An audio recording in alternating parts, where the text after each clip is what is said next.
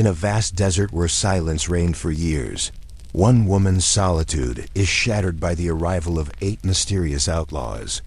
Secrets unfold, tensions rise, and an unbreakable courage emerges in the quiet. Watch as a life lived alone faces the unexpected. Subscribe and like to witness the full story.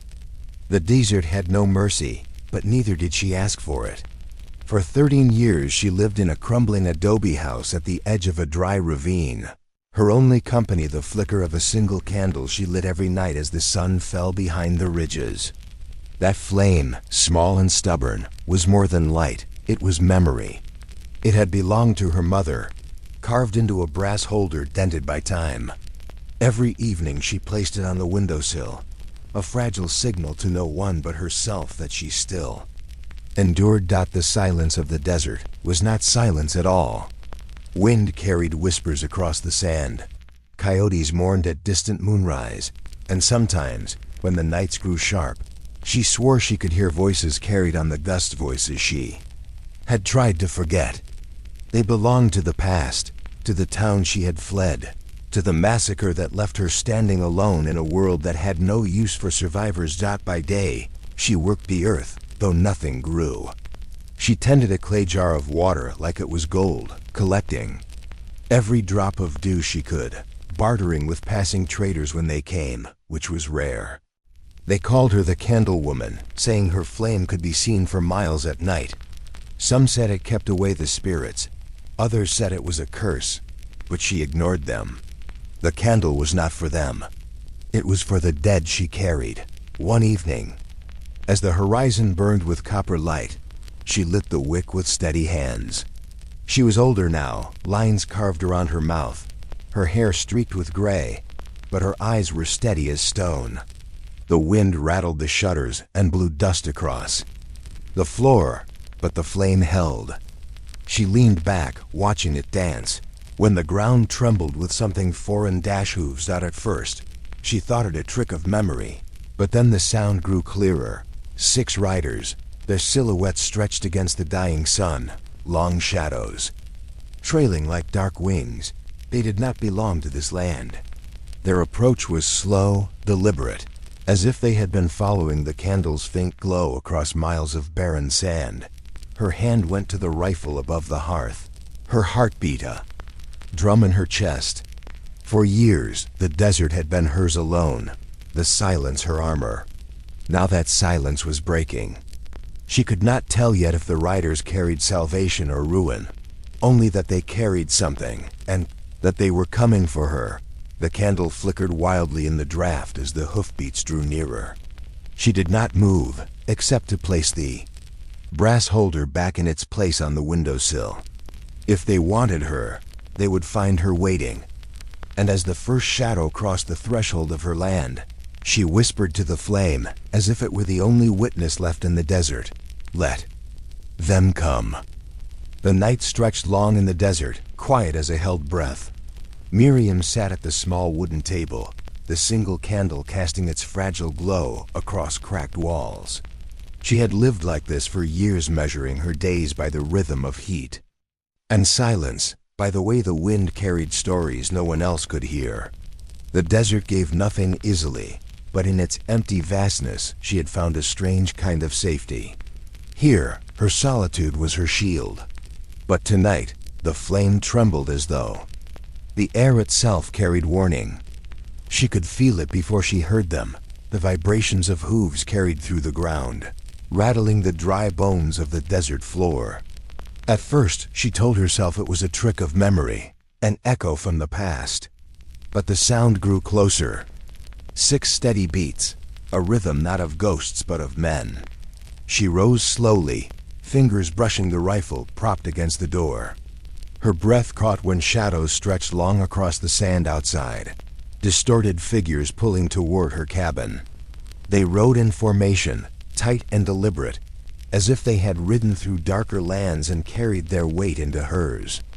The candle flickered violently, as though caught in the tide of their presence, and Miriam thought of the old stories, the kind whispered by travelers before they vanished into the dust.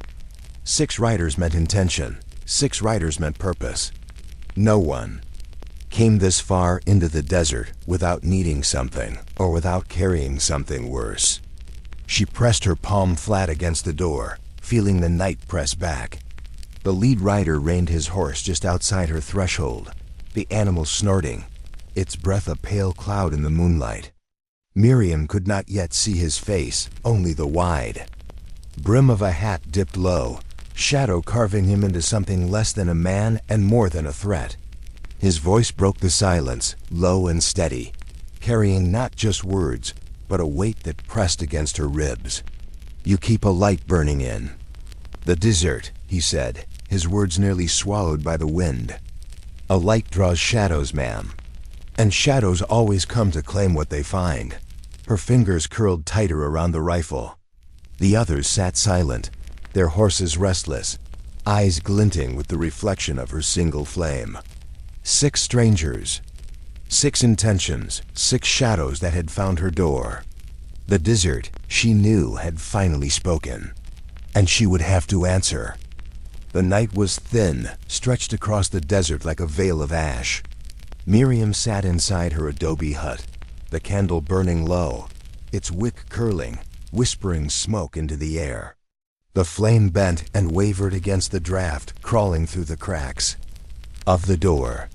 Her hands, roughened by years of desert solitude, rested on the table beside the open pages of a book whose words she barely remembered anymore. She read them often, but only to keep her mind from unraveling into the silence. Tonight, however, the silence pressed differently, like a weight, like something was crouched just beyond the glow of her candle dot. She had seen their silhouettes earlier, faint against the twilight horizon. 6 riders moving with the rhythm of men who belonged more to violence than to the earth. For hours she had told herself they would pass, that the desert would consume them before they reached her door. But she knew better. Nothing passed in this place without purpose, and men who rode at night were not men looking for peace. Her rifle leaned in the corner, worn wood against worn adobe, and her knife lay across the table like an old companion. Miriam was not a stranger to the kind of silence that preceded blood. She had once lived in towns, in places where lawmen walked the streets and bells rang at dusk, but all that had been before the fire, before the smoke had taken her home, her family, her voice. Now she lived with only the wind and a candle to remind her that darkness did not own everything. The hoofbeats reached her long before the knock. A slow rhythm at first, then the restless shifting of horses outside. She did not move. Her candle flickered, casting her shadow against the wall, long and trembling. Then came the knock, soft, almost polite. Too polite. "Miriam Cross," a voice drawled, the syllables stretching with a kind of practiced cruelty. "We've come a long way to find you." Her throat closed, but not from fear, from memory. That name had not been spoken aloud in years. She had buried it deep under desert sand and silence. For a moment she thought she might let them stand out there forever, unanswered. But the desert taught her long ago, silence could save, or it could provoke. The door creaked as she unlatched it, just wide enough to let the moon spill into her sanctuary. 6 riders sat upon their horses, shadows drawn long across the earth, their faces sharp with dust and firelight. One of them leaned forward in his saddle, a smile cutting across his mouth like a scar. "You got something that don't belong to you," he said. Miriam's hand hovered near the knife, her body still as stone. The candlelight caught the edge of the blade, and in its glimmer, she saw herself not as prey, but as someone who had been waiting for this night longer than she wanted to admit. The days that followed were heavy with silence, yet that silence no longer belonged to her alone. The 6 riders had taken to lingering on the horizon, never too close, never too far, always where she could see them if she let her eyes search long enough across the sand. They did not knock again, nor did they speak, and still their presence pressed against her walls like a weight she could not shake. At night, she lit her candle and kept it burning until the wick hissed itself into nothing, for the dark now felt full of watching eyes. She had lived in solitude long enough to know the language of wind and earth, and she understood that these men are shadows dressed as men weighted with purpose. What unsettled her most was not their patience, but the fact that something inside her had begun to stir. Memories she had buried deep clawed their way to the surface. Nights of running through dry gulches, a man's voice calling her name, the sting of blood on her hands. The riders had not brought danger alone. They had brought remembrance. On the third night, when the wind howled against her door like a beast clawing to be let in, she dreamed of fire. Not the soft flame of her candle, but a great blaze that devoured towns and left bones in its ashes. She woke with smoke still clinging to her lungs, and for a moment she thought the horizon was burning. But it was only the dawn. Only the desert. Unchanged. Still, when she stepped outside, the riders were closer. She counted them, her voice low as though it might carry. 1, 2, 3, 4, 5, 6. Their stillness was worse than pursuit. Her hand hovered near the rifle propped by the door. She did not know if she could use it, or if she wanted to. All she knew was that they had come to unearth something she had buried, and the desert would not hold it down much longer. The nights stretched on without mercy, each one quieter than the last. In the desert, silence had awaited, pressed down like sand upon her chest, filling every gap in her cabin until she could almost hear her own heart louder than the wind. She kept the candle burning still, though its wax was melting faster than she liked. It was not just a flame but a vow. As long as it burned, she would endure. Yet, with each flicker, she wondered if the riders who had come would respect that vow or break it. They had not yet told her why they rode so far into this wasteland, or why they stopped at her door. But their silence was heavier than their words might have been. She watched them as they lingered, their shadows spilling across her walls like stains. They were not men shaped by patience. They were men who rode hard, who carried dust and hunger in their eyes. One polished his revolver every night as if it were a prayer. Another mumbled to himself in Spanish, pacing the yard with restless steps. The youngest of them, with a scar over his brow, stared too long at her candle as though he could snuff it out with a thought. She kept her rifle close, even as she pretended to sleep out by the fifth night. The wind shifted, carrying whispers that unsettled the riders. Coyotes called across the mesas, and the desert itself seemed restless. That was when one of them, who called himself Lomas, broke the stillness. His voice was like gravel, low and worn, but it cut through the silence sharper than any blade. He said they were waiting for someone. A man. He did not say his name, only that he carried something they needed, something hidden long in the desert. Her blood cooled at the words, for she knew of no man but the ghost she had buried in her memory. And yet, she felt their eyes turn toward her, as though she might already know what they sought. That night, she dreamed of the candle extinguishing, plunging her into a blackness so total it swallowed her breath. But when she woke, the flame was still there, small but steady, fighting. The dark, she took it as a warning. Her silence was no longer hers to keep. The desert was stirring, and shadows had not come by chance. The night stretched long, broken only by the restless pacing of horses and the low murmur of men outside. The 6 riders had not moved far. They had settled into a circle around the cabin, as though waiting for something, or perhaps someone. Inside, the candle burned low, its wax pooling at the base, the flame bending under the weight of the silence. She sat at her wooden table, rifle across her knees, her back straight despite the hours. She had lived with silence for so long that she knew how to listen to it. Tonight, however, it was a silence crowded with intent, with danger lurking at its edges. Once, she had thought the desert itself was the only thing that watched her, the wind, the shifting sands, the endless stars. Now, 6 pairs of eyes pierced the dark, waiting for her to falter. Shadows flickered on the thin curtain that hung over her door, shifting shapes that looked like reaching hands. She felt no fear, only the cold weight of inevitability. For years, The candle had been her companion, a fragile light against the vastness of night. Tonight, it was a beacon, drawing men who carried shadows into her world. She thought of leaving the flame to burn down to nothing, to let the darkness reclaim its hold. But something in her, something old and unyielding, refused.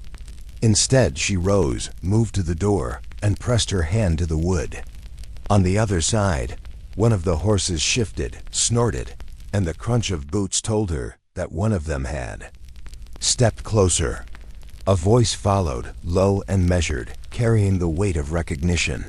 "We know who you are." The candle wavered at those words, as though even the flame understood their truth.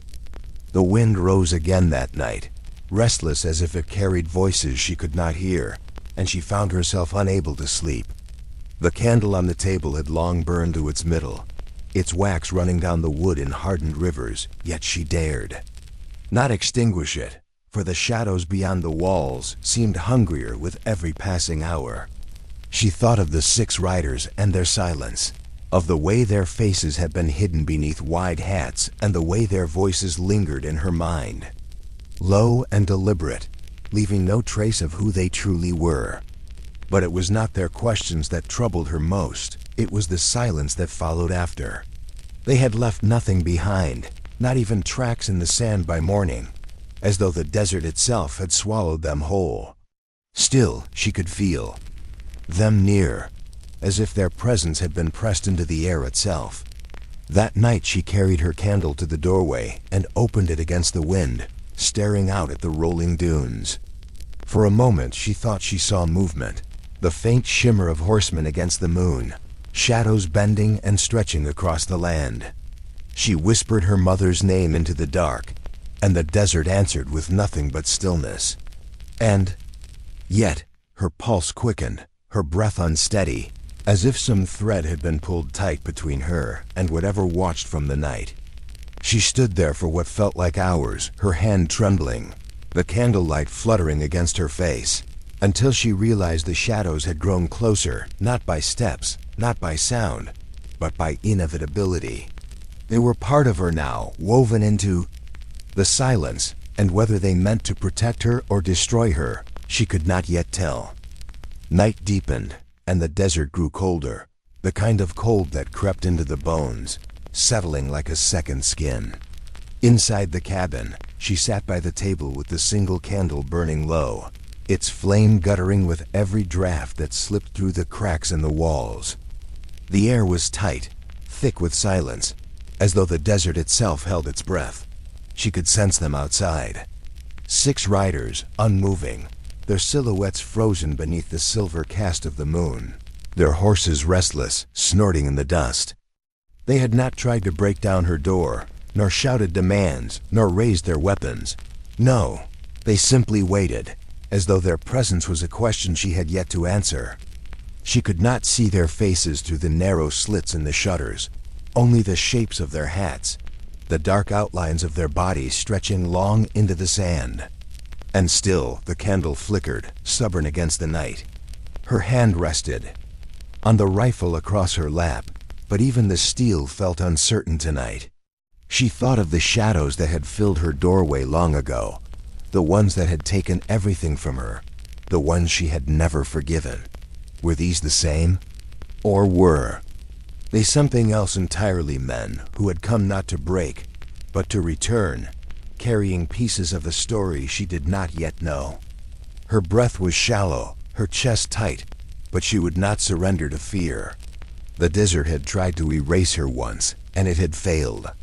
These men, these shadows on horseback, would not be the ones to succeed.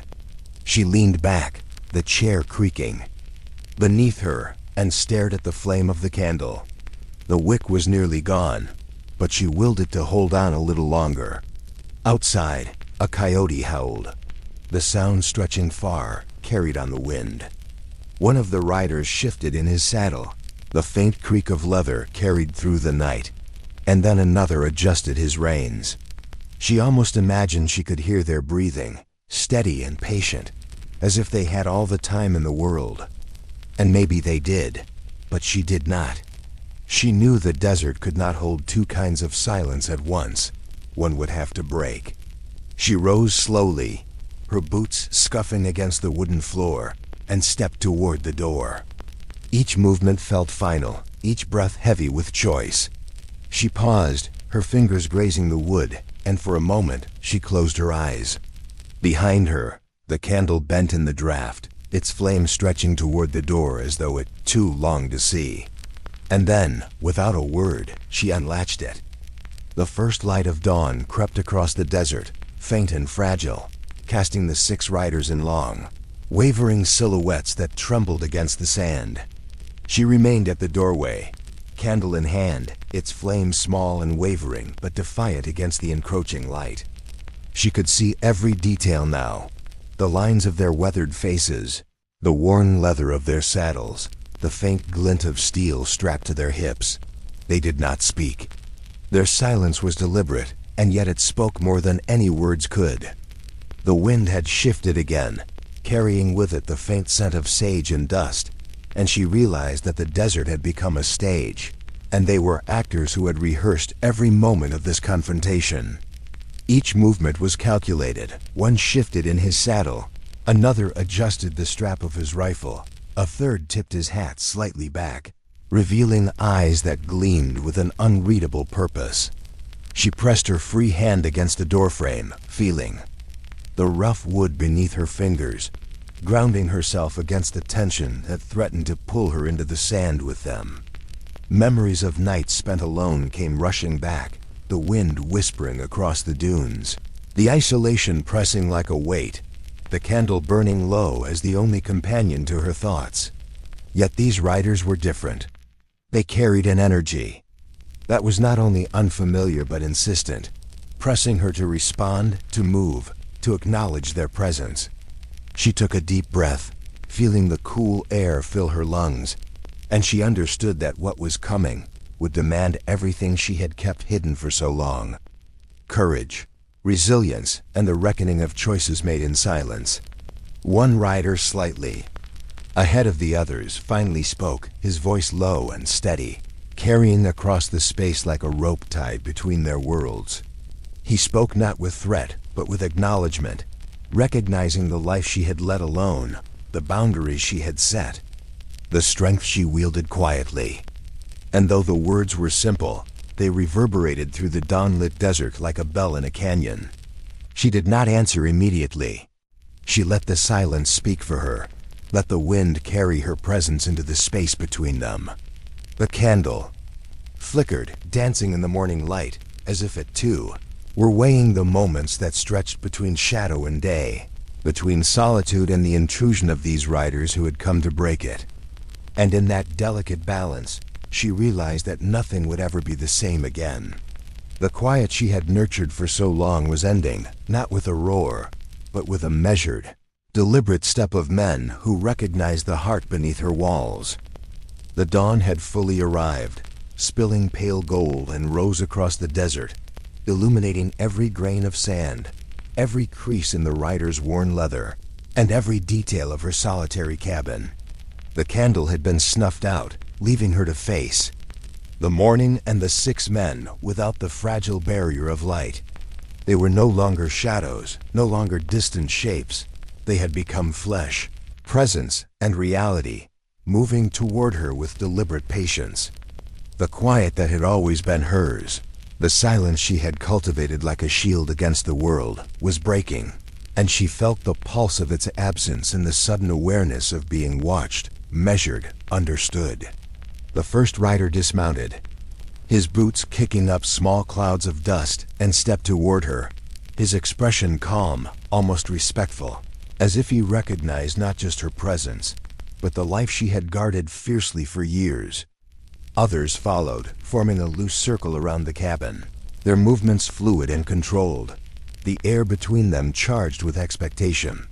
She stood tall, hands empty, her gaze unwavering, her mind scanning every face, every shadow, every subtle motion, knowing that whatever came next would define the days she had left in the desert. Then the rider closest to her extended a hand not in threat, but in acknowledgement, a gesture that bridged the years she had spent alone with the lives now intersecting hers.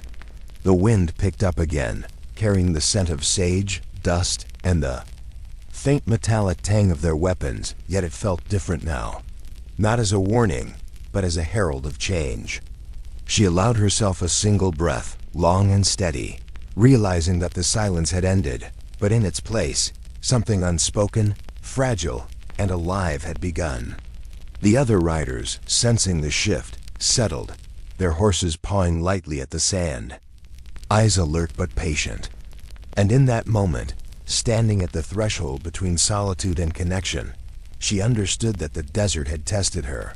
The silence had tempered her, and now the dawn, the riders, and the uncharted future stretched before her like a vast open trail, uncertain but full of possibility, demanding courage and hope in equal measure.